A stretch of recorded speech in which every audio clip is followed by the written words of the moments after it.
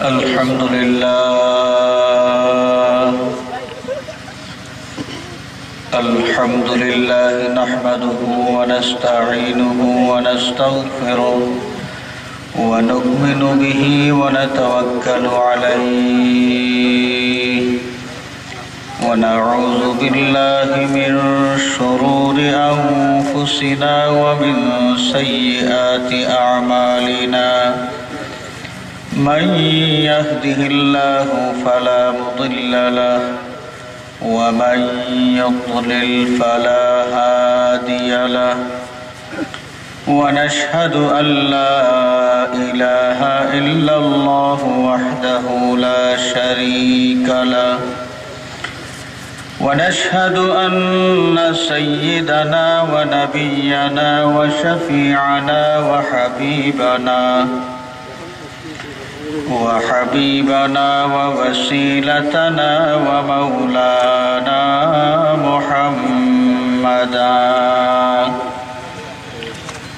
ومولانا محمدا عبده ورسوله صلى الله عليه وعلى آله وأصحابه وسلم تسليما كثيرا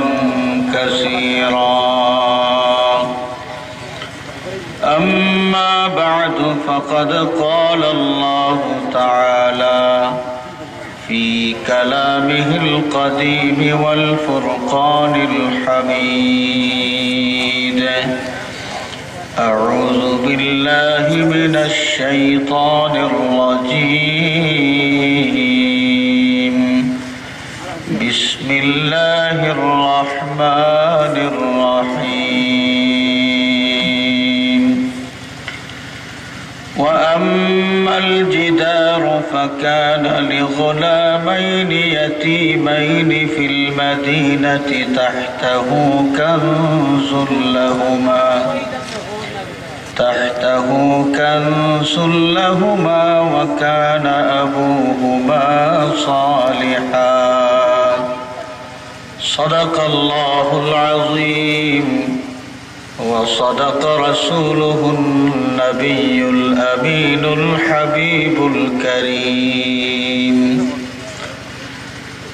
وقال الله عز وجل في شان حبيبه مخبرا وآمرا إن الله وملائكته يصلون على النبي يا أيها الذين آمنوا صلوا عليه وسلموا تسليما بسم الله والحمد لله الصلاة والسلام عليك يا رسول الله بسم الله والحمد لله الصلاة والسلام عليك يا رسول الله صلى الله على محمد صلى الله सल्लल्लाहु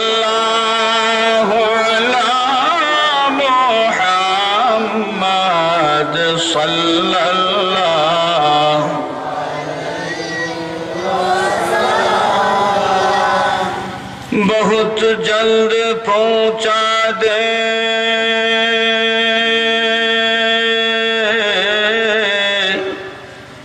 हमको खुदाया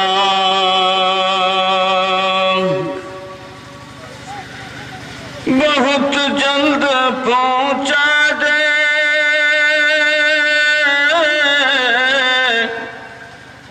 हमको खुदा आया ज़माना से है इंतज़ारे मदीना सल्लल्लाहु अलैहि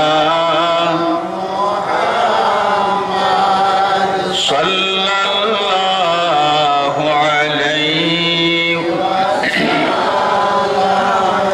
सल्लल्लाहु अला मुहम्मद सल्लल्लाहु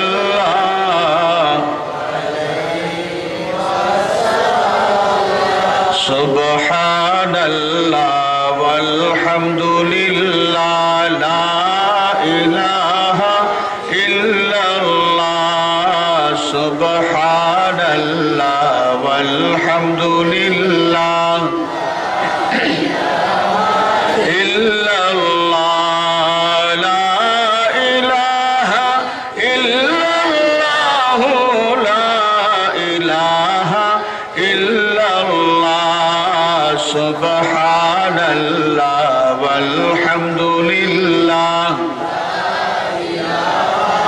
इल्लल्लाह सुब्हानल्लाह वल्हम्दुलिल्लाह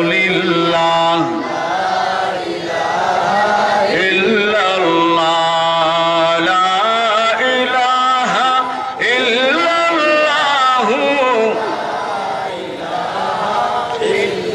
या रहमानु या अल्लाह या रहीमु या अल्लाह या रहमानु या अल्लाह या रहीमु या अल्लाह या हन्नानु या अल्लाह या मन्नानु या अल्लाह सुब्हानल्लाह वल्हम्दुलिल्लाह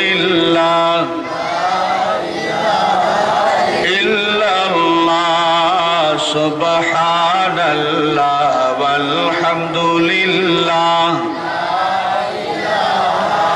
इल्लल्लाह ला इलाहा इल्लल्लाह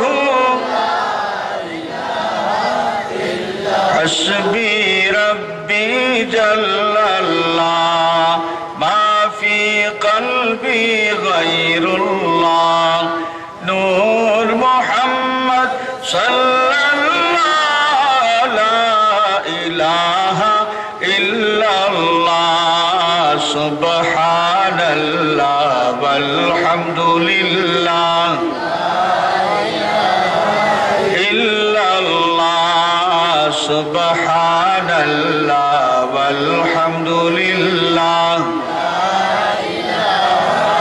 इल्लल्लाह ला इलाहा इल्लल्लाह ला इलाहा इल्लल्लाह ला इलाहा इल्लल्लाह मुहम्मदुर रसूलुल्लाह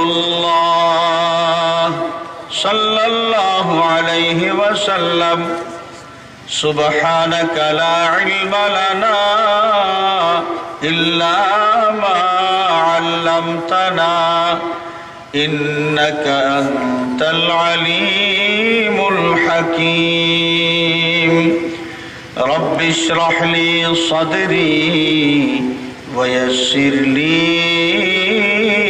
अम्री वहलुल उक़दतम मिन लिसानी यफ़क़हू क़ौली।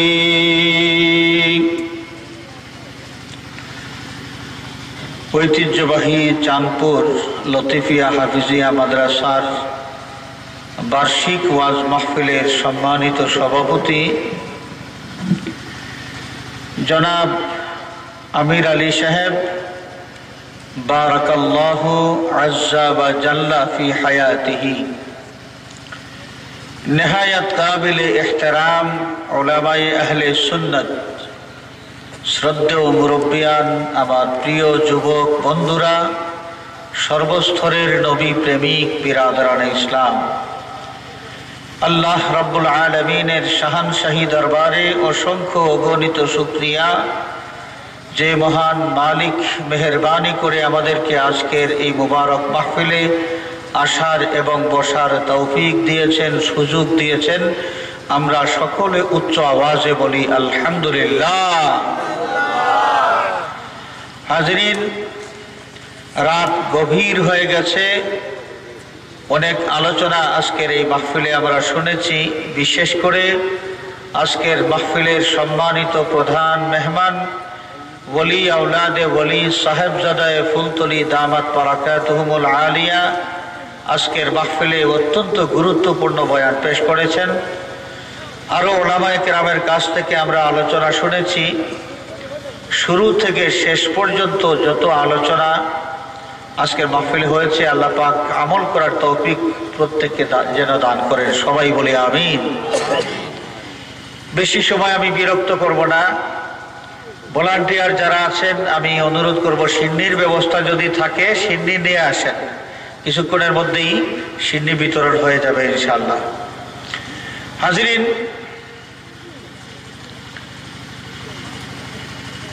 আমরা অত্যন্ত সৌভাগ্যবান, এমন শানওয়ালা নবীর উম্মত আমরা হয়েছি যে নবী পাক সাল্লাল্লাহু আলাইহি ওয়াসাল্লামকে খুশি করার জন্য আল্লাহ রাব্বুল আলামিন তার নিজের আইন পরিবর্তন করে দিয়েছেন। সুবহানাল্লাহ বলেন। হযরত ইব্রাহিম আলাইহিস সালাম ছিলেন খলিলুল্লাহ। খলিলুল্লাহ মানে হচ্ছে আল্লাহর বন্ধু, আর আমার নবীজি হাবিবুল্লাহ। হাবিবুল্লাহ শব্দের অর্থ আল্লাহর বন্ধু। তো দুই বন্ধুর মধ্যে পার্থক্য কি? পার্থক্য হলো যে খলিলুল্লাহ যিনি আল্লাহর সেই বন্ধু, আল্লাহ পাককে খুশি করার জন্য অনেক কাজ করেন। আর হাবিবুল্লাহ আল্লাহর সেই বন্ধু যেই বন্ধুকে খুশি করার জন্য স্বয়ং আল্লাহ ব্যবস্থা গ্রহণ করেন। সুবহানাল্লাহ বলেন। হাজরিন, নামাজ যখন ফরজ হলো, নামাজের কিবলা ছিল বাইতুল মুকাদ্দাস। নবীজি হিজরত করার আগে মক্কার জমিনে যতদিন নামাজ আদায় করেছেন, বাইতুল মুকাদ্দাসকে কিবলা বানাইয়েই নামাজ আদায় করেছেন। হিজরত করলেন, হিজরত করার পর 16 বা 17 মাস বাইতুল মুকাদ্দাসের দিকেই নামাজের কিবলা ছিল। আমার নবীজির মনের মধ্যে একটা শখ যে হযরত ইব্রাহিম আলাইহিস সালামের নামাজের কিবলা ছিল কাবা শরীফ, তো আমারও নামাজের কিবলা যদি কাবা শরীফ হতো। অন্তরের মধ্যে শখ, কিন্তু জবান খুলে কখনো আল্লাহর কাছে বলেন নাই। আমার আল্লাহ পাক তো আলিমুম বিজাতিস সুদূর, মানুষের অন্তরে কি আছে তাও আমার আল্লাহ জানেন।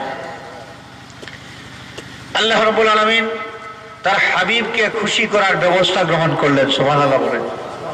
আয়াতে কারিমা নাজিল হলো, قد نرى تقلب وجهك في السماء فلنولينك قبلة ترضاها فول وجهك شطر المسجد الحرام।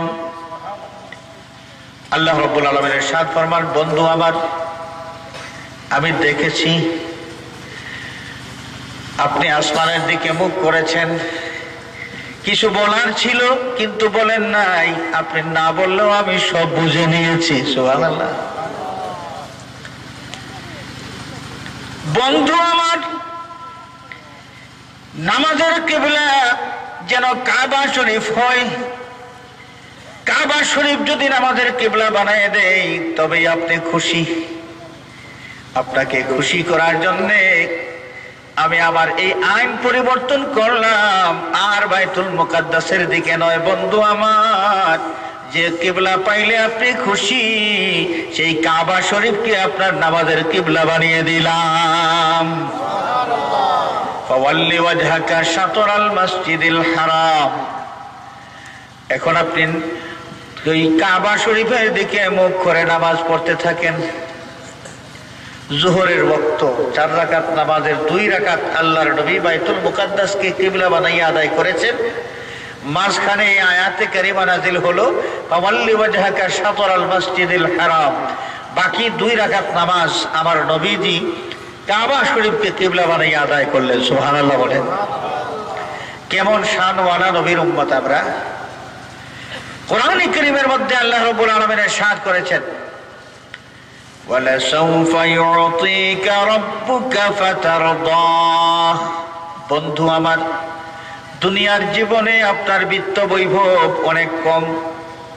সে আবু জাহাল, উতবা, শাইবা, ওয়ালিদ বিন মুগীরা, দুনিয়ার আগুন পূজারী, মূর্তি পূজারী যারা, তাদের সম্পদের কোনো অভাব নাই। কিন্তু আপনি এমন আরামের বিছানায় পর্যন্ত আপনি আরাম করার সুযোগ পান নাই। আমার নবীজির বিছানা কেমন ছিল? নরম বিছানা, জাজিম ছিল না। নবীজি যে বিছানায় আরাম করতেন সেই বিছানার চাটাইয়ের দাগ আমার নবী পাক সাল্লাল্লাহু আলাইহি ওয়াসাল্লামের পিঠ মোবারকের মধ্যে পড়ে যেত। সুবহানাল্লাহ। একদিন সাইয়্যিদুনা হযরত ওমর ফারুক রাদিয়াল্লাহু তাআলা আনহু নবীর খিদমতে হাজির হয়েছেন। আল্লাহর নবী আরামে ছিলেন, আরাম থেকে উঠলেন। ওমর ফারুক চেয়ে দেখেন যে নবীজির পিঠ মোবারকের মধ্যে চাটাইয়ের দাগ। ওমরের চোখে পানি চলে এসেছে। সাইয়্যিদুনা হযরত ওমর ফারুক রাদিয়াল্লাহু তাআলা আনহু বলেন, ইয়া রাসূলুল্লাহ, ইয়া হাবিবাল্লাহ, সেই পারস্য আর রোমের সম্রাট যারা মুশরিক, যারা কাফির, যারা আল্লাহর নাফরমান, তাদের আরাম আয়েশের কোনো অভাব নাই, দুনিয়ার বিত্ত বৈভবের কোনো অভাব নাই। আর আপনি দু জাহানের বাদশা আল্লাহর বন্ধু, আপনার এমন জীবন যে আরামের একটা বিছানাও আপনি ব্যবহার করতে পারেন না। আমার নবী জবাব দেন, ওমর রে, তুমি শুনে রাখো, সেই পারস্য রোমের সম্রাট যারা দুনিয়ার জীবনের সামান্য দিনের সেই আরামের মালিক তারা হয়েছে, তুমি শুনে রাখো, তোমার নবীর জন্য আল্লাহ পাক আখিরাতের সেই দীর্ঘস্থায়ী জীবনের বাদশাহী দান করেছে। তোমার নবীর আরাম আয়েশ, বিত্ত বৈভব, ঐশ্বর্য সব আখিরাতে। আমার আল্লাহ রাব্বুল আলামিন এই জন্যই ইরশাদ করেছেন, ওয়ালাল আখিরাতু খায়রুল লাকা মিনাল উলা। বন্ধু আমার, আপনার দুনিয়ার জীবনের চাইতে আখিরাতের জীবন অনেক অনেক উত্তম। ওয়ালাসাউফা ইউতিকা রাব্বুকা ফাতারদা। অচিরেই আপনাকে আপনার রব এমন কিছু দান করবেন যা পাইয়া আপনি খুশি হয়ে যাবেন। আমার নবীজি খুশি হয়ে যাবেন। কিভাবে খুশি হবেন? হাদিস শরীফের মধ্যে ইরশাদ হচ্ছে, আল্লাহ রাব্বুল আলামিন যখন নবী পাক সাল্লাল্লাহু আলাইহি ওয়াসাল্লামকে মাকামে মাহমুদ দান করবেন, আমার আল্লাহ তার হাবিবকে খুশি করার জন্য জানতে চাইবেন, বন্ধু কি করলে আপনি খুশি হবেন? নবীজি বলবেন, আল্লাহ, আমি চাই আমার কোন উম্মত যেন জাহান্নামে না জ্বলে। আল্লাহ রাব্বুল আলামিন জাহান্নাম থেকে কিছু উম্মতে মুহাম্মদীকে নাজাত দিয়া বের করে দিবেন। নবীর কাছে জানতে চাইবেন, আমার বন্ধু আপনি কি খুশি হয়েছেন? আমার নবী আবার ডাক দিয়ে বলবেন, আল্লাহ, এখনো তো আমার অনেক উম্মত জাহান্নামের আগুনের মধ্যে আছে, আমি কেমনে খুশি হই? আমার আল্লাহ তার হাবিবকে খুশি করার জন্য আরো কিছু উম্মতে মুহাম্মদীকে জাহান্নাম থেকে বের করে দিবেন। আল্লাহ পাক জানতে চাইবেন, বন্ধু এবার কি আপনি খুশি হয়েছেন? আমার নবী ডাক দিয়ে বলবেন, আল্লাহ, এখনো তো জাহান্নামে আমার উম্মত দেখা যায়। আমার আল্লাহ পাক তার হাবিবকে খুশি করার জন্য আরো কিছু জাহান্নামী উম্মতে মুহাম্মদীকে জাহান্নাম থেকে বের করে দিবেন। আল্লাহর নবী ইরশাদ ফরমান, যতক্ষণ পর্যন্ত আমার একটা উম্মত জাহান্নামের মধ্যে থাকবে ততক্ষণ পর্যন্ত আমি খুশি হব না। আমাকে খুশি করার জন্য আল্লাহ পাক শেষ পর্যন্ত আমার একটা উম্মতকেও আর জাহান্নামে রাখবেন না, জাহান্নাম থেকে বের করে দেবে। ওয়ালাসাউফা ইউতিকা রাব্বুকা ফাতারদা। বন্ধু আপনাকে এমন কিছু দেওয়া হবে যা পাই আপনি খুশি হয়ে যাবেন। আমার নবী খুশি হবেন কি দেখে? মাকামে মাহমুদ লাভ করবেন, হাউজে কাউসারের মালিক হবেন, তা আর কি চাই? মর্যাদার যা দেওয়ার সব আল্লাহ পাক দেবেন। কিন্তু আমার নবী পাক সাল্লাল্লাহু আলাইহি ওয়াসাল্লাম উম্মতের কান্ডারি নবী, উম্মতকে জাহান্নাম থেকে মুক্ত করার মধ্যেই নিজের খুশি নিজে চিন্তা করতে থাকবেন। সুবহানাল্লাহ। নবী খুশি হবেন কখন? যখন উম্মতে মুহাম্মদী জাহান্নাম থেকে নাজাত পেয়ে যাবে। সেই শানওয়ালা মানওয়ালা দয়াল নবীজির উম্মত হওয়ার সৌভাগ্য আমাদের হয়েছে। আমরা সারা জীবন যদি এর শুকরিয়া আদায় করতে থাকি, শুকরিয়া আদায় করে শেষ করা যাবে না। হাজিরিন, আমি সংক্ষেপে কয়েকটা কথা বলে শেষ করতে চাই। আমরা যারা সন্তানের বাবা হয়েছি, প্রত্যেকটা মানুষের মনের মধ্যে আশা থাকে যে আমি দুনিয়া থেকে চলে যাব, আমি দুনিয়া থেকে চলে যাওয়ার পরে আমার সন্তান আমাকে স্মরণ করবে, আমার ছেলে আমার মেয়ে আমার জন্য আল্লাহর দরবারে দোয়া করবে। এই আশা আমাদের আছে কি নাই? আছে কি নাই? তো সন্তান যদি দোয়া করে, বাবা মা মারা যাওয়ার পরে সন্তান যদি তাদের জন্য দোয়া করে, বাবা মায়ের কোনো লাভ হবে? লাভ হবে? হবে। তাহলে কি বোঝা গেল? কেউ কারোর জন্য কিছু করতে পারে, কেউ কারোর জন্য কিছু করতে পারে। হাজিরিন, সেই প্রাচীন কালে মুসলমান পরিচয়ধারী একটা গুমরা ফিরকা ছিল, যাদের আকীদা ছিল কেউ কারোর জন্য কিছুই করিতে পারিবে না, কেউ কারোর জন্য কিছুই করিতে পারিবে না। এরা শাফাআত অস্বীকার করত, এরা ওসিলা অস্বীকার করত, ইসালে সওয়াব অস্বীকার করত। হাজিরিন, তাদের সুরের সাথে সুর মিলাইয়া বর্তমান যুগেও কিছু মানুষ বলে কেউ কারোর জন্য কিছুই করিতে পারিবে না। যদি কোরআনে কারীমের মাধ্যমে আমরা জানতে পারি কেউ কারোর জন্য কিছু করতে পারে, আমরা এটা মেনে নেব তো? কোরআন শরীফের উপর আমাদের বিশ্বাস আছে কি নাই? হাদিস শরীফের উপর আমাদের বিশ্বাস আছে কি নাই? যে কোরআন শরীফ যদি প্রমাণ করে যে কেউ কারোর জন্য কিছু করতে পারে, তাহলে যেই লোকগুলো বলে কেউ কারোর জন্য কিছু করার নাই, এই লোকগুলোর কথা আমরা আর মানতে পারি না। দেখেন, বাবার কারণে সন্তানের ফায়দা হয়, সন্তানের কারণে বাবার ফায়দা হয়। খেয়াল করছেন? সন্তানের কারণে বাবার ফায়দা হয়। আমি এই বিষয়টাই আপনাদের সামনে তুলে ধরতে চাই যে কেউ কারোর জন্য কিছু করতে পারে কি পারে না, কেউ কারোর জন্য কিছু করতে পারে কি পারে না, এই বিষয়টা আপনাদের সামনে আমি অত্যন্ত সংক্ষেপে আলোচনা করব। আলোচনা মোটেই দীর্ঘ করব না। সিন্নির ইন্তজামে যারা আছেন সিন্নি নিয়ে আসেন। হাজিরিন কেরাম, হাদিস শরীফের মধ্যে এসেছে মুয়াত্তা মালিক, ইমাম মালিক বিন আনাস রাহমাতুল্লাহি আলাইহি যেই হাদিস শরীফের কিতাব সংকলন করেছেন, বুখারী শরীফের অনেক আগের কিতাব মুয়াত্তা মালিক, বিস্তারিত সনদ সহ তিনি উল্লেখ করেছেন। আল্লাহর নবী ইরশাদ ফরমান, ইন্নাল্লাহা লা ইয়ারফাউ দারাজাতা লিল আবদিস সালিহি ফিল জান্নাহ ফায়াকুলু ইয়া রাব্বি আন্না লি হাদিহি। আল্লাহ রাব্বুল আলামিন এক ব্যক্তিকে জাহান্নামের উচ্চ, জান্নাতের বেহেশতের উচ্চ মর্যাদা দান করবেন। বেহেশতের উচ্চ মর্যাদা পাওয়ার পরে সেই লোকটা চিন্তার মধ্যে পড়ে যাবে যে দুনিয়ার জীবনে এমন কোনো আমল করতে পারি নাই যে আমলের কারণে বেহেশতের এই উচ্চ মর্যাদা আমি পাইতে পারি।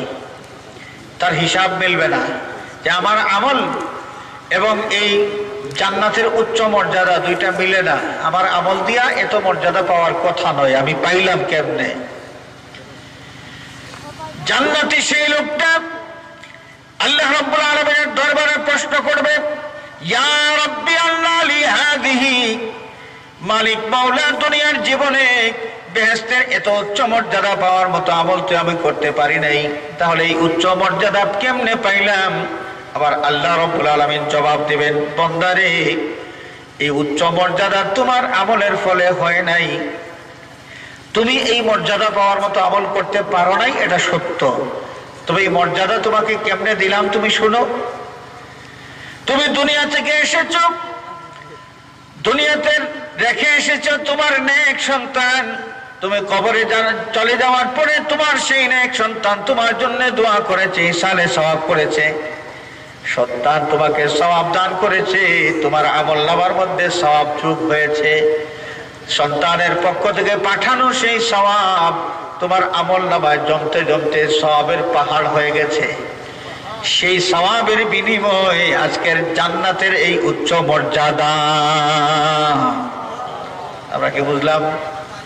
এই লোকটা বেহেশতের উচ্চ মর্যাদা পাইলেন তার নিজের আমলের কারণে না, তার আওলাদের আমলের কারণে। আওলাদ নেক আমল করেছেন, ইসালে সওয়াব করেছেন, বাবাকে সওয়াব দান করেছেন। আল্লাহ রাব্বুল আলামিন তার বাবাকে ফায়দামন্দ করেছেন, তিনি এর জাযাটা ভোগ করতে পেরেছেন, জান্নাতের উচ্চ মর্যাদা হাসিল করেছেন। সুবহানাল্লাহ বলেন। কেউ কারোর জন্য কিছু করতে পারে কি পারে না? সন্তান বাবার জন্য কিছু করতে পারে, বাবা মা সন্তানের জন্য কিছু করতে পারে। কোরআনে কারীমের মধ্যে আল্লাহ রাব্বুল আলামিন ইরশাদ ফরমান একটা আয়াতে কারীমা। এই আয়াতে কারীমায় আল্লাহ পাক একজন মানুষের কথা বলেছেন, যে মানুষের মধ্যে 4টা গুণ থাকবে। কয়টা? 4টা। এই 4টা গুণের মধ্যে একটা হলো আল্লাহ পাককে খুশি করার জন্য সবর করা, 2 নামাজ কায়েম করা, 3 আল্লাহর দেওয়া সম্পদ থেকে আল্লাহর রাস্তায় গোপনে এবং প্রকাশ্যে খরচ করা, আর 4 কোনো মানুষ পাপ কাজ করার পরে তার মধ্যে অনুশোচনা সৃষ্টি হয়ে যায় যে আমি কি করলাম, এই কাজ করার মাধ্যমে আমার মনিবকে আমি বেজার করে দিয়েছি। ওই লোকটা বেশি বেশি করে নেক আমল করতে থাকে এই আশায় যে এই নেক আমলের কারণে আল্লাহ পাক যেন সেই পাপটা মিটাইয়া দেন। এই 4টা অভ্যাস যে মানুষের মধ্যে থাকবে, ওই মানুষকে আল্লাহ রাব্বুল আলামিন একটা বেহেশতের মধ্যে প্রবেশ করায় দেবেন, যেই বেহেশতের নাম হলো জান্নাতে আদন। বেহেশতের সংখ্যা কত? 8টা। 8টা বেহেশতের মধ্যে একটার নাম হলো জান্নাতে আদন। এই 4টা গুণওয়ালা মানুষ জান্নাতে দাখিল হবে। সে একা যাবে না, একা যাবে না।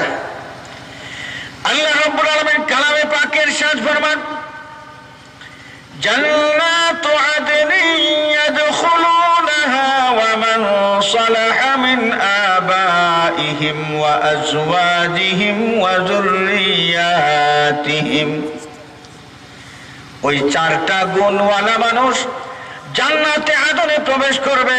শুধু সে একা যাবে না, ওই লোকটার সম্মানে, ওই লোকটার ওসিলায় তার পূর্বপুরুষ যারা ঈমান নিয়ে কবরে গিয়েছেন, আল্লাহ রাব্বুল আলামিন তাদের এই সন্তানের সাথী বানাইয়া সেই লোকগুলোকেও জান্নাতে দাখিল করায় দেবেন।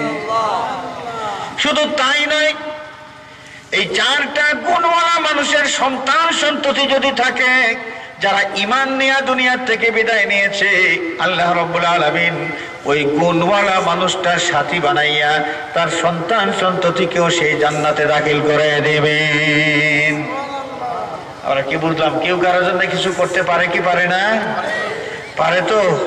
কোরআন শরীফ থেকে প্রমাণ পাওয়া গেল, হাদিস শরীফ থেকে প্রমাণ পাওয়া গেল। সুতরাং দুনিয়ার আহলে হাদিস, ওয়াহাবি, সলফি, মওদুদি, মুতাজিলা, এই দুনিয়ার এই বদজাতগুলো যতই বলুক যে কেউ কারোর জন্য কিছু করতে পারে না, আমরা তাদের কথা মানব? তাদের কথা বিশ্বাস করব না। হাজরিনে কেরাম, আমি আপনাদের সামনে তিলাওয়াত করেছিলাম, وَأَمَّا الْجِدَارُ فَكَانَ لِغُلَامَيْنِ يَتِيمَيْنِ فِي الْمَدِينَةِ تَحْتَهُ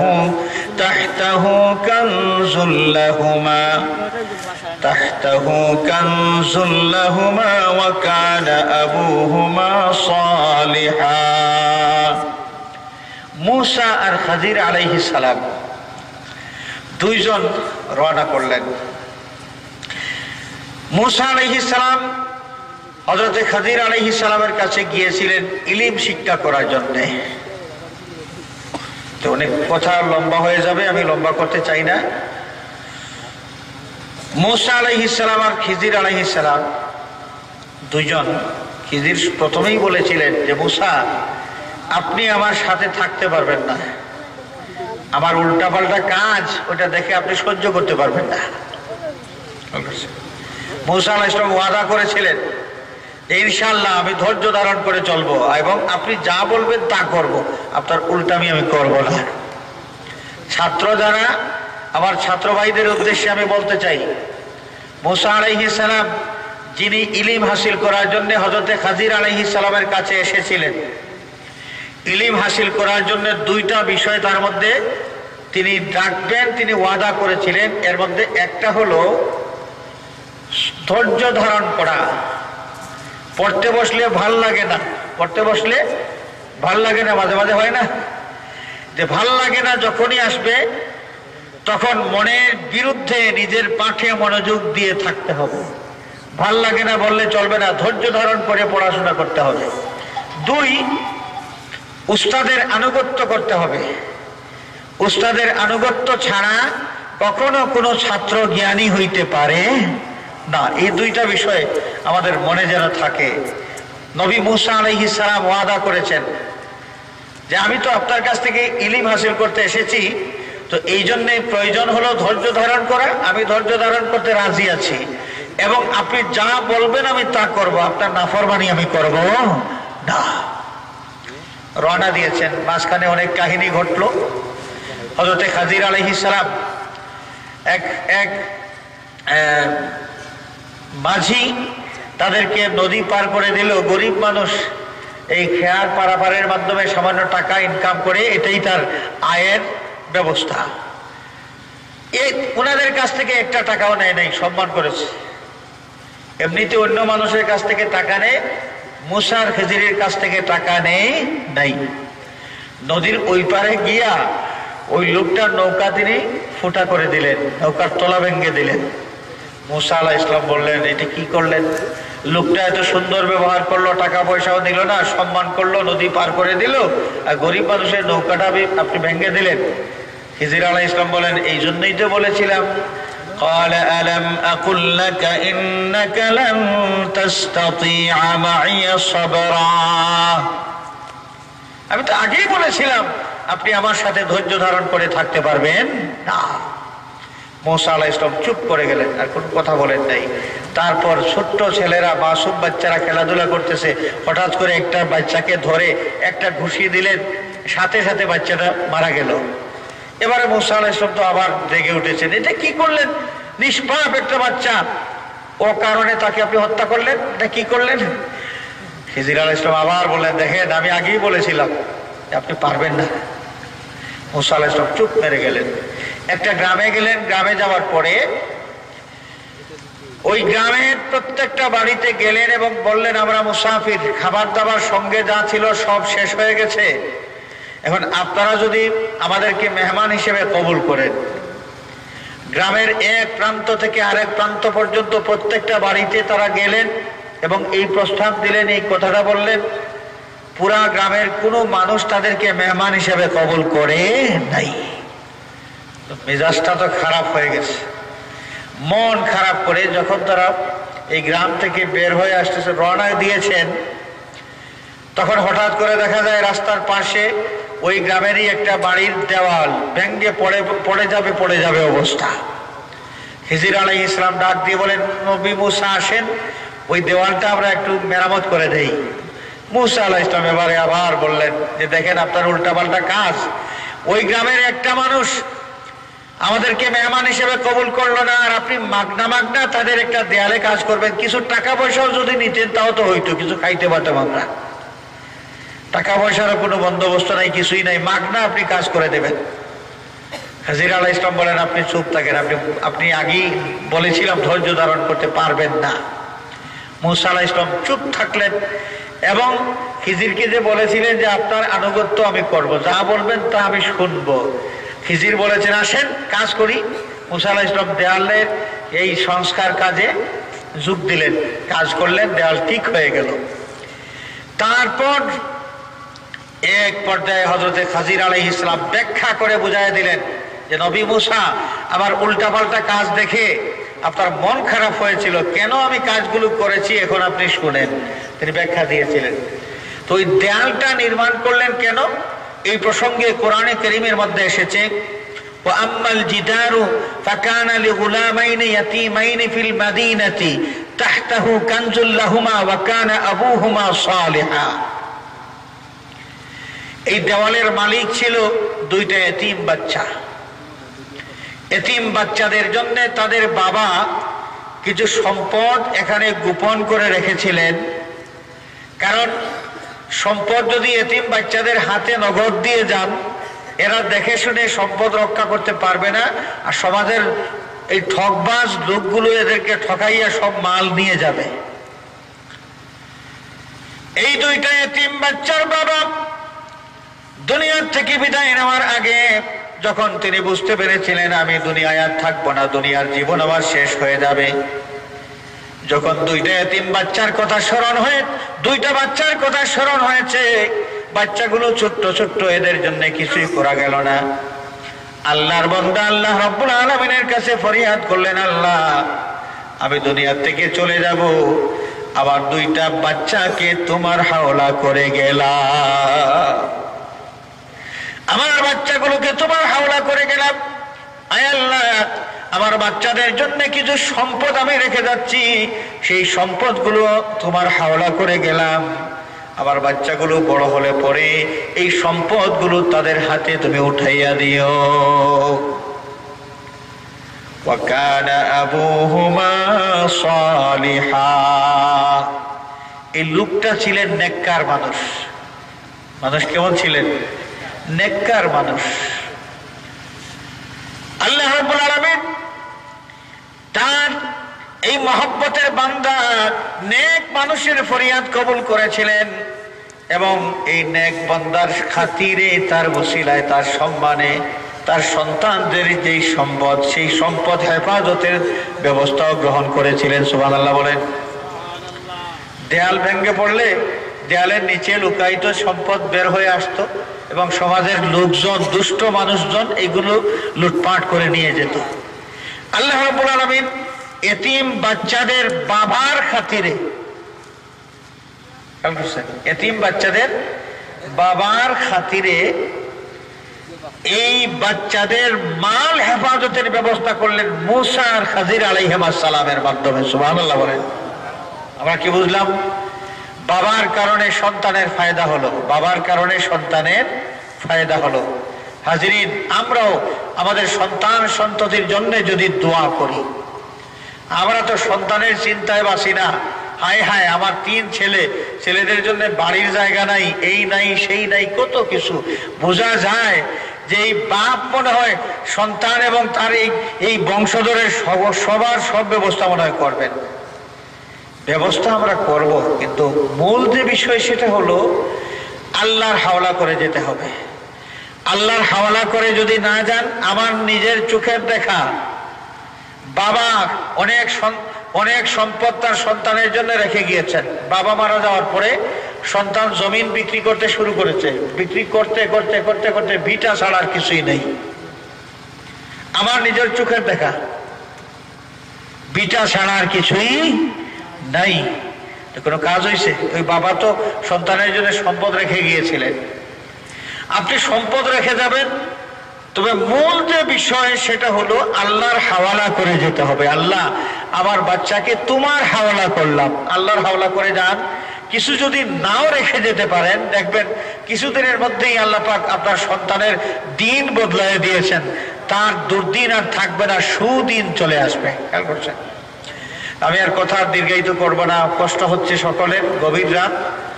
সন্তানের কারণে বাবা মায়ের ফায়দা হয়, এবং বাবা মায়ের দোয়ার বরকতে সন্তানের ফায়দা হয়। আমরা যখন দোয়া করব, শুধু নিজের সন্তানের জন্য যেন দোয়া না করি। সন্তানের সন্তান আসবে না, তাদের সন্তান আসবে, তাদের সন্তান আসবে, বংশধর যারা আসবে, বংশধরদের জন্যও আমরা দোয়া করব। অনুপস্থিত মানুষ যারা, এদের জন্য যদি দোয়া করা হয়, আল্লাহ রাব্বুল আলামিন এই দোয়া খুব তাড়াতাড়ি কবুল করেন। সুবহানাল্লাহ বলেন। অনুপস্থিত মানুষ যারা, বংশধর যারা এখনো পৃথিবীতে আসে নাই, তারাও তো অনুপস্থিত।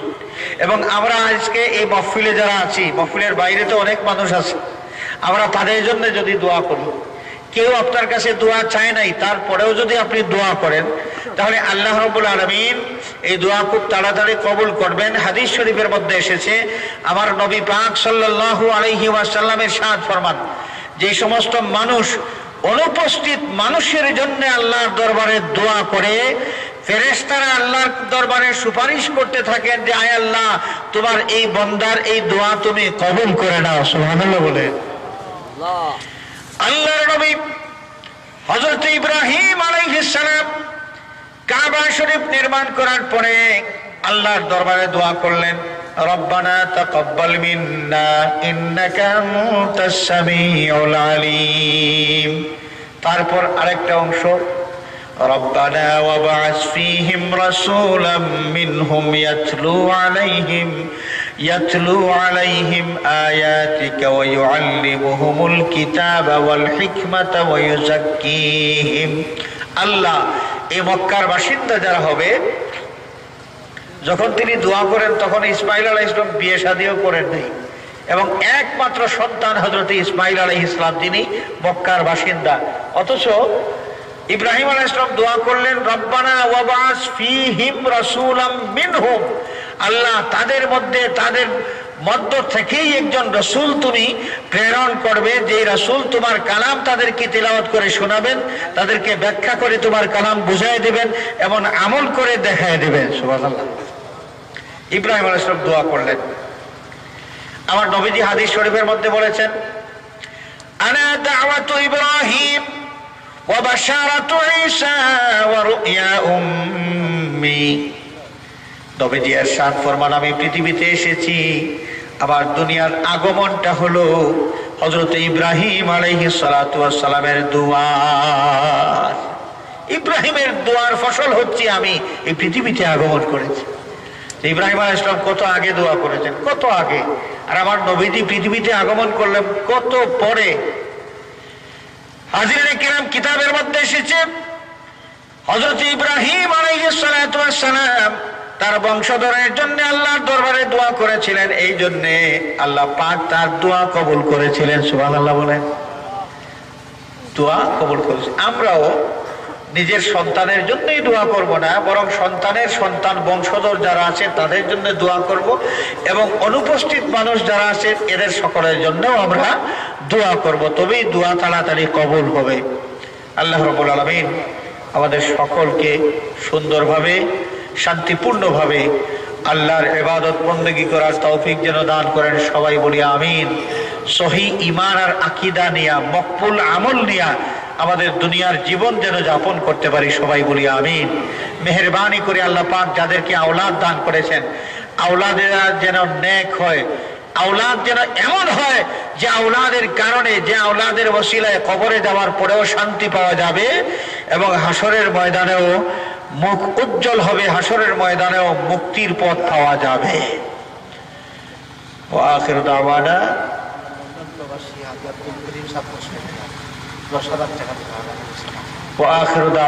আলহামদুলিল্লাহি রাব্বিল আলামিন। লন্ডন প্রবাসী দশপাইকা নিবাসী জনাব হাজী আব্দুল করিম সাহেব মাদ্রাসার জন্য 10,000 টাকা দান করবেন। সবাই জোরে বলে মারহাবা। নারায়ে তাকবীর, নারায়ে রিসালাত। আল্লাহ তোমার বান্দার এই সদকা কবুল ফরমাও, সদকার সওয়াবের হাদিয়া ওনার তামাম মুর্দেগানের আরওয়াহে পাকে পৌঁছায় দাও। আল্লাহ তোমার বান্দা